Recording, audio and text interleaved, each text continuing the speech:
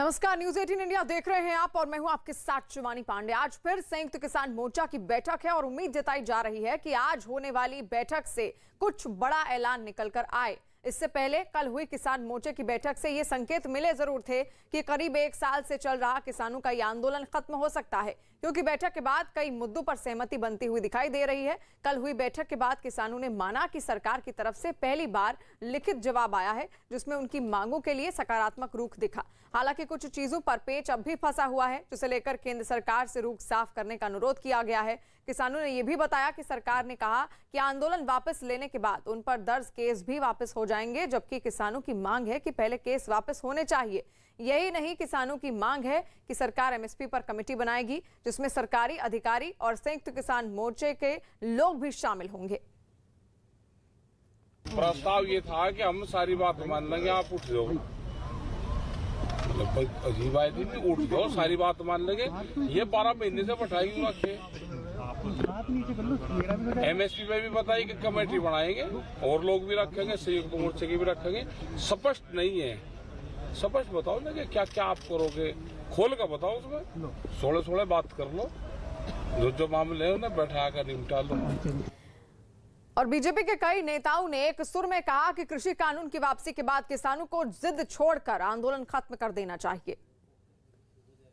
सुझाव और निवेदन है अपने किसान यूनियन के नेताओं से कि माननीय प्रधानमंत्री जी ने एक बड़ा हृदय करके किसानों का मान और सम्मान रखते हुए तीनों कृषि विधेयकों को वापस ले लिया है। और उनका नारा भी था कि बिल वापसी नहीं तो घर वापसी नहीं। अब बिल वापसी हो गई है तो हठधर्मता छोड़नी चाहिए। उनके अनेक मुद्दों पर भी सरकार गंभीरता से विचार कर रही है। एमएसपी के ऊपर भी एक कमेटी का गठन सरकार कर रही है।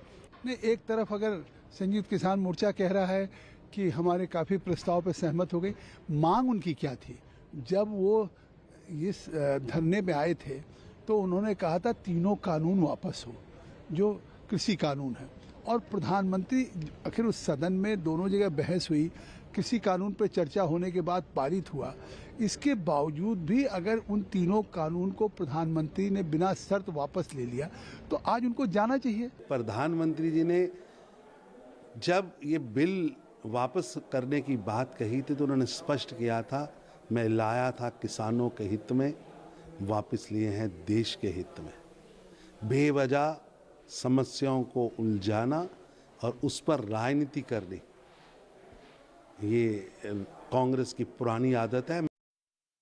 अभिनेत्री कैटरीना कैफ और विकी कौशल की शादी के लिए राजस्थान के सवाई माधोपुर में वीआईपी मेहमानों के पहुंचने का सिलसिला जारी। इस शादी के लिए सुरक्षा के बेहद कड़े इंतजाम किए गए और इस दौरान सिक्स सेंसेस होटल में कैटरीना और विक्की के मेहमानों के अलावा किसी को घुसने की इजाजत नहीं है। इस वक्त देख सकते हैं सुरक्षा व्यवस्था इतनी जबरदस्त कड़ी है कि यहाँ पर बाउंसर यहाँ पर तैनात किए गए हैं। सोमवार शाम विक्की कौशल और कैटरीना कैफ मुंबई एयरपोर्ट पर देखे गए। कैटरीना पीले सूट में दिखी और मीडिया कर्मियों के कहने पर पोज देने के लिए एक बार कैमरों की तरफ भी आईं। विक्की कौशल भी एयरपोर्ट के अंदर जाते देखे गए। रात के वक्त जयपुर एयरपोर्ट से दोनों कार में सवार होकर निकल गए। कारों के दरवाजे इस तरह ढक दिए गए थे कि कैमरे में दोनों की तस्वीरें कैद न हो पाएं। दोनों के जयपुर से सवाई माधोपुर पहुंचने से पहले ही पुलिस की टीमें सिक्स सेंसेस होटल के पास पहुंच गईं। ये आलीशान होटल चौथ का बरवाड़ा नाम के सैकड़ों साल पुराने किले में बना है, जिसकी सुरक्षा केवल होटल के स्टाफ या पुलिस के हवाले नहीं है, बल्कि खास तौर पर सलमान खान के बॉडीगार्ड की कंपनी टाइगर सिक्योरिटी को सुरक्षा का जिम्मा सौंपा गया है और सैकड़ों बाउंसर सिक्स सेंसेस होटल के चप्पे चप्पे पर तैनात किए गए ताकि मेहमानों की सुरक्षा के साथ किसी तरह की चूक न हो। इसके अलावा शादी में पहुंचने वाले सभी मेहमानों को अलग अलग कोड दिए गए। ये सीक्रेट कोड हैं जिनसे मेहमानों की होटल में एंट्री और उनके लिए कमरों की बुकिंग रखी गई। सबसे खास बात यह कि किसी भी मेहमान को मोबाइल फोन होटल में लेकर जाने की इजाजत नहीं है। मतलब यह कि शादी की किसी भी रस्म का कोई भी वीडियो या फोटो कोई भी मेहमान अपने फोन से नहीं ले पाएगा। 9 तारीख को कैटरीना कैफ और विक्की कौशल की होटल में शादी होगी और उससे पहले शादी से जुड़ी अलग अलग रस्में होटल में चलती रहेंगी। इस दौरान होटल के मेहमानों के लिए राजस्थानी संस्कृति से जुड़े कई कार्यक्रम होटल में ही कराए जाएंगे। इसके अलावा पूरे होटल को बेहद खूबसूरती से सजाया गया है। होटल के अंदर दाखिल होने की इजाजत मेहमानों के साथ आए स्टाफ को भी नहीं होगी। मेहमानों को होटल छोड़ने के बाद उनके ड्राइवर या निजी सुरक्षा कर्मियों को भी फौरन होटल से जाना होगा, जिनके ठहरने का इंतजाम होटल के पास बनी एक धर्मशाला में किया गया है। धर्मशाला में भी सुरक्षा के चाक चौबंद इंतजाम किए गए हैं। लेकिन विक्की कौशल और कैटरीना कैफ की शादी की खबर सोशल मीडिया पर भी सुर्खियां बटोर रही। शादी की खबर पर कॉमेडियन सुगंधा मिश्रा का एक वीडियो भी खूब वायरल हुआ। जो सुगंधा ने अपने इंस्टाग्राम अकाउंट पर डाला था। वीडियो में वो अपने पति और कॉमेडियन संकेत भोंसले से शादी की खबर पर बात करती दिखी। विकी कौशल और कटरीना कैफ की शादी में जाओगे? क्यों? बुलाया नहीं तो क्यों जाना? वीडियो में सुगंधा और संकेत ने शादी के इंतजामों का खूब मजाक उड़ाया। रोज नई खबर आती है कि ये अलाउ नहीं वो अलाउ नहीं। कल को नई खबर आएगी विकी कौशल की शादी में खुद विकी कौशल अलाउड नहीं। विकी और कटरीना की शादी में मेहमानों की संख्या बेहद सीमित रखी गई है। शादी की खबरों के बीच ही इंटरनेट पर विकी और कटरीना का एक पुराना वीडियो भी खूब वायरल हुआ, जिसमें विकी कौशल कटरीना कैफ को शादी के लिए प्रपोज करते दिखे। शादियों का सीजन चल रहा था, मुझे लगा आपका भी मन कर रहा होगा, तो मैंने कहा पूछ लेता हूँ। मैं आपका बहुत बड़ा फैन हूँ, आप किसी अच्छे से विकी कौशल को ढूंढ के शादी क्यों नहीं कर लेते? ये वीडियो 2019 में हुई एक अवार्ड सेरेमनी का है। और यूपी के गोरखपुर पहुंचकर प्रधानमंत्री नरेंद्र मोदी ने करीब 10,000 करोड़ की विकास योजनाओं का लोकार्पण कर दिया। इनमें एक खाद का कारखाना और एम्स अस्पताल शामिल है, जिन्हें पूरे पूर्वी उत्तर प्रदेश के लिए बेहद अहम माना जा रहा है। गोरखपुर में प्रधानमंत्री की सभा को सुनने के लिए लोगों का भारी हुजूम जमा हो गया। प्रधानमंत्री ने पहुंचकर पहले खाद कारखाने और एम्स अस्पताल के मॉडल देखे। दावा किया जा रहा है कि खाद के इस कारखाने से किसी भी तरह की जहरीली गैस या वेस्ट बाहर नहीं निकलेगा। 1990 तक गोरखपुर में एक खाद का कारखाना हुआ करता था, लेकिन 1990 में उसे बंद कर दिया गया था। 24 वर्षों तक किसी ने भी सुध लेने का प्रयास नहीं किया। गोरखपुर और उसके आसपास के कई जिलों में हर साल इंसेफेलाइटिस यानी दिमागी बुखार की बीमारी सैकड़ों बच्चों को अपनी चपेट में लेती है। एम्स अस्पताल और आईसीएमआर के नए सेंटर के उद्घाटन से बच्चों को इलाज में बड़ी मदद मिलेगी। प्रधानमंत्री ने इस दौरान समाजवादी पार्टी पर तीखा हमला बोला। याद रखिए, लाल टोपी वाले यूपी के लिए रेड अलर्ट है, रेड अलर्ट यानी खतरे की घंटी है। यूपी सरकार के कई बड़े मंत्री और बीजेपी के तमाम बड़े नेता इस दौरान मंच पर मौजूद रहे। बीएसएफ के अधिकार का दायरा बढ़ाने पर सरकार ने संसद में सफाई दी। बीएसएफ का अधिकार क्षेत्र बढ़ाने पर बीजेपी सांसद वरुण गांधी के पूछे सवाल का केंद्र ने लोकसभा में जवाब दिया। इसमें सरकार ने बताया कि कुछ राज्यों में देश विरोधी ताकतों और जाली नोटों की तस्करी रोकने के लिए बीएसएफ को ज्यादा अधिकार दिए गए हैं। सरकार ने दलील दी कि इससे पशुओं और नशीले पदार्थों की तस्करी को रोकने में भी मदद मिलेगी। पंजाब के पूर्व सीएम कैप्टन अमरिंदर सिंह ने केंद्रीय मंत्री और बीजेपी के पंजाब प्रभारी गजेंद्र सिंह शेखावत से मोहाली में मुलाकात की। एक दिन पहले उन्होंने बीजेपी के साथ मिलकर पंजाब विधानसभा चुनाव लड़ने की बात कही थी। जम्मू में फारूक अब्दुल्ला की पार्टी नेशनल कॉन्फ्रेंस की एक बैठक हुई, जिसमें जम्मू कश्मीर में फिर आर्टिकल 370 और धारा 35A को बहाल करने की मांग वाला एक प्रस्ताव पास किया गया। और शिवसेना नेता संजय राउत ने दिल्ली में राहुल गांधी से उनके आवास पर मुलाकात की। इस मुलाकात में दोनों नेताओं के बीच विपक्षी दलों को एकजुट करने पर चर्चा हुई। इस बैठक के बाद संजय राउत ने विपक्ष के किसी भी गठबंधन के लिए कांग्रेस को काफी अहम बताया। साथ ही उन्होंने राहुल गांधी से आगे आकर सभी पार्टियों से बात करने की अपील की। आज संजय राउत प्रियंका गांधी से मुलाकात करेंगे। इससे पहले शरद पवार से मुलाकात के बाद ममता बनर्जी ने कहा था कि यूपीए पूरी तरह खत्म हो गया है। लंबी बातचीत हुई और जो बातचीत हुई है डेफिनेटली राजनीतिक है। संदेश यही है सब कुछ ठीक है। राहुल जी से जो बात हुई है वो सबसे पहले मैं मेरे पार्टी चीफ को बताऊंगा, उद्धव जी को बताऊंगा, आदित्य जी को बताऊंगा, बाद में आपसे बात करूंगा। कोशिश चल रही है और मैंने राहुल जी को कहा है कि आपको लीड लेना चाहिए इस बारे में, आपको आगे आकर इस बारे में खुलकर काम करना चाहिए। और राहुल गांधी से शिवसेना नेता संजय राउत की मुलाकात पर बीजेपी ने निशाना साधा और कहा कि कांग्रेस को विपक्ष के रूप में स्वीकार करने के लिए कोई भी तैयार नहीं है। ममता बनर्जी क्या कह रही है, वहीं समाजवादी पार्टी क्या कह रही है, वहीं बीएसपी क्या कह रही है। तो इसका मतलब है कि जो आज देश में तमाम विपक्षी दल हैं, कल तक आखिर इसको ये कांग्रेस मानी जाती थी कि कांग्रेस विपक्ष की मतलब पार्टी है और सबको लेकर के चलेगी, लेकिन आज तो अब अगर जिस तरीके से विपक्ष में सारी पार्टियां अब कांग्रेस को कहती हैं कि क्या है कांग्रेस, क्या है यूपीए। ममता का ये बयान शरद पवार के साथ आया, तो अब इससे साफ है कि आज अब कांग्रेस को कोई विपक्ष के रूप में स्वीकार करने के लिए तैयार नहीं है। एक ताकतवर तूफान ने अमेरिका के हवाई राज्य की हालत इतनी खराब कर दी कि वहां के मौसम विभाग ने वहां प्रलय लाने वाली बाढ़ आने का अंदेशा जता दिया। तूफान का असर यह है कि हवाई में करीब 130 किलोमीटर प्रति घंटा की रफ्तार वाली विकराल हवाओं के साथ कुछ इलाकों में बीते 48 घंटों में 1 फुट से ज्यादा बारिश हो गई। और राजधानी होनोलुलु से भी जो तस्वीरें सामने आईं, उनमें आसमान में संकट के काले बादल बिल्कुल साफ साफ मंडराते नजर आए। तूफान के जोर में समंदर भी ऐसा मस्त हुआ कि तस्वीरों में वो एक विशाल जहाज को अपनी लहरों पर नचाता दिखा। इतनी बारिश हुई कि सड़कों पर पानी का कब्जा हो गया और गाड़ियों की आफत आ गई, लेकिन फिर भी बादलों के बरसने पर ब्रेक नहीं लगा। जोरदार बारिश होती रही। हालांकि कुछ लोग मौसम का मजा लेने के लिए समंदर किनारे भी पहुंच गए। वहीं सामने आई एक दूसरी तस्वीर में हवाई राज्य हिम प्रदेश बना दिखा। खबर है कि प्रधानमंत्री ने पार्टी के सभी सांसदों से कहा है कि वो सदन में मौजूदगी लगातार बरकरार रखें। पता चला है कि पीएम ने ये सारी बातें संसदीय दल की बैठक में कही और सांसदों से कहा कि वो सत्र के दौरान ज्यादा से ज्यादा दिन मौजूद रहें। साथ ही खबर है कि पीएम ने सांसदों को यह भी हिदायत दी कि वो अपने संसदीय क्षेत्र में भी समय बिताएं। यही नहीं, सूत्र बताते हैं कि बीजेपी अध्यक्ष जेपी नड्डा ने सांसदों को सलाह दी कि वो अपने जिलों के अध्यक्ष और मंडल अध्यक्ष को चाय पर अपने घर बुलाएं।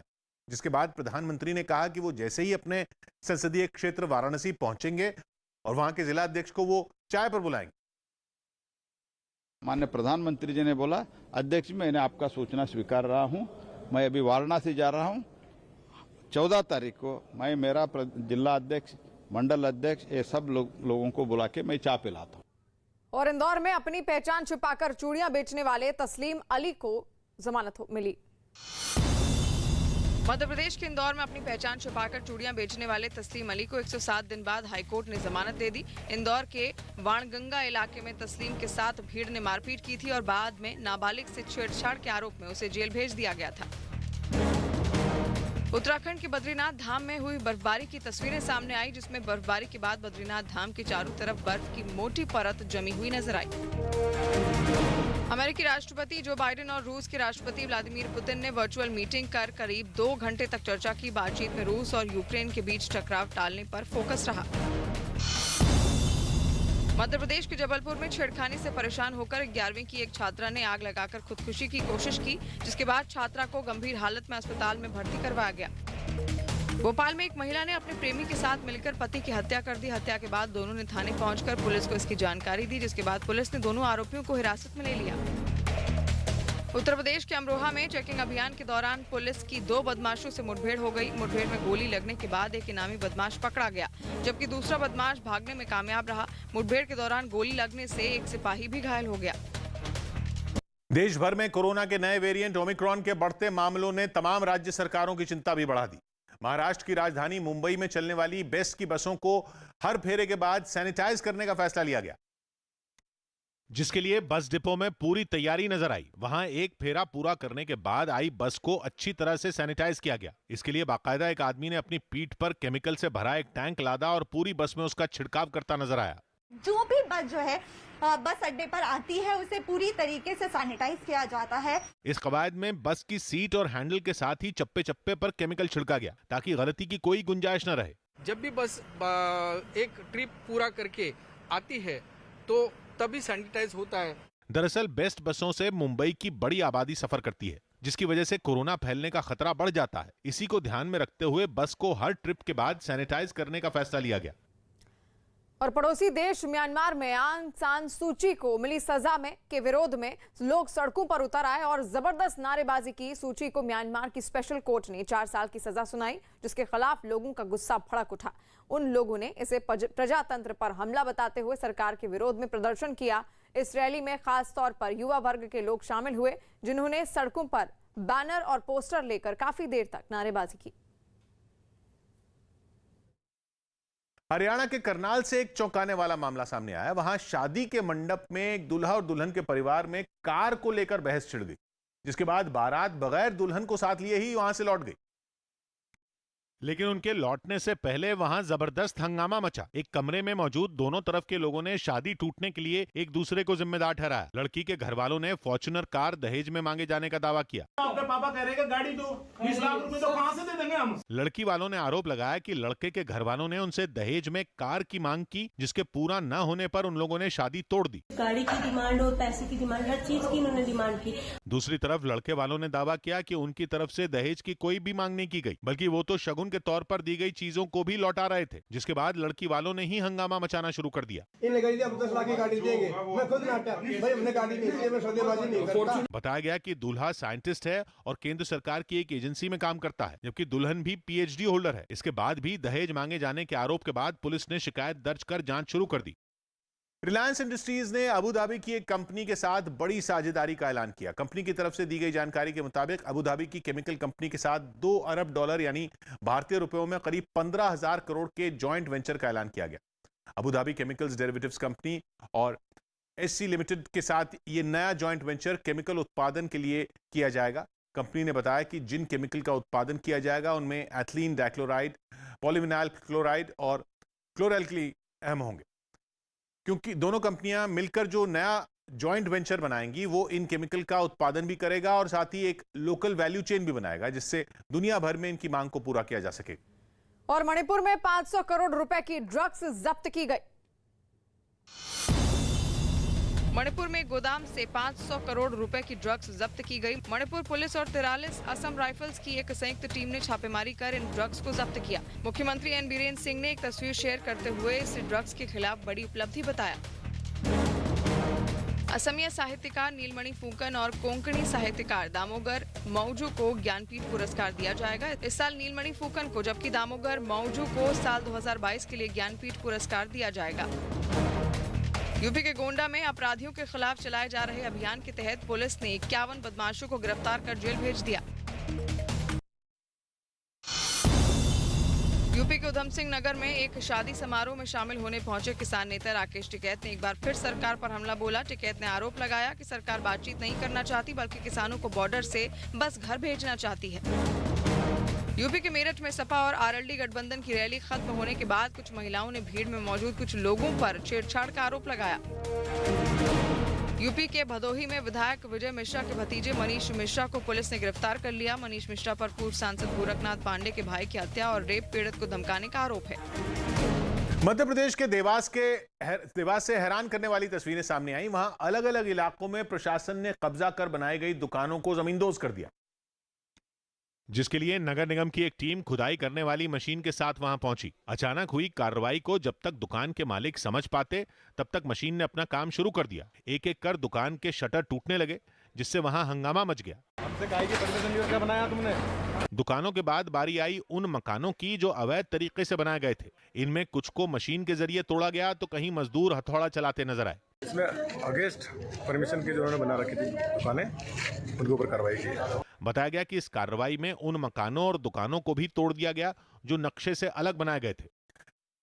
अगले साल बीजिंग में होने वाले विंटर ओलंपिक्स पर भी अमेरिका और चीन आमने सामने आ गए। अमेरिका ने कूटनीतिक स्तर पर फरवरी 2022 में होने वाले विंटर ओलंपिक्स के बहिष्कार का फैसला किया है, यानी उसका कोई भी अधिकारी विंटर ओलंपिक्स में शामिल नहीं होगा।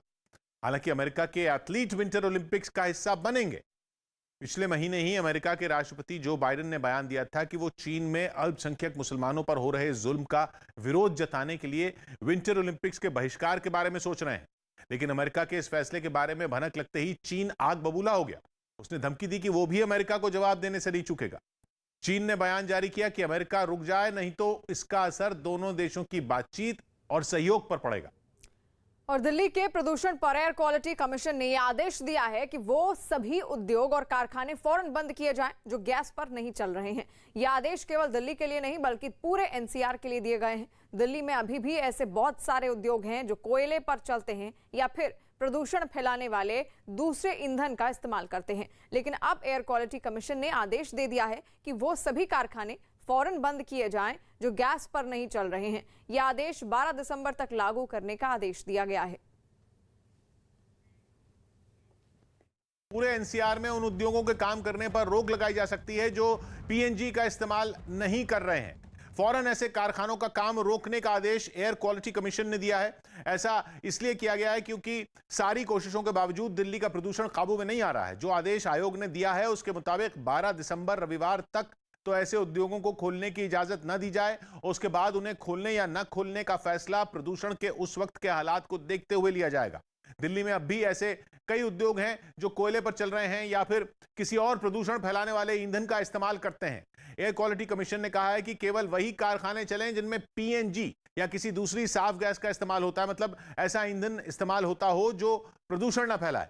यह आदेश केवल दिल्ली के लिए नहीं बल्कि पूरे एनसीआर के लिए जारी किया गया है क्योंकि पिछले कुछ दिनों से प्रदूषण का स्तर लगातार बेहद खराब से गंभीर श्रेणी में के बीच बना हुआ है।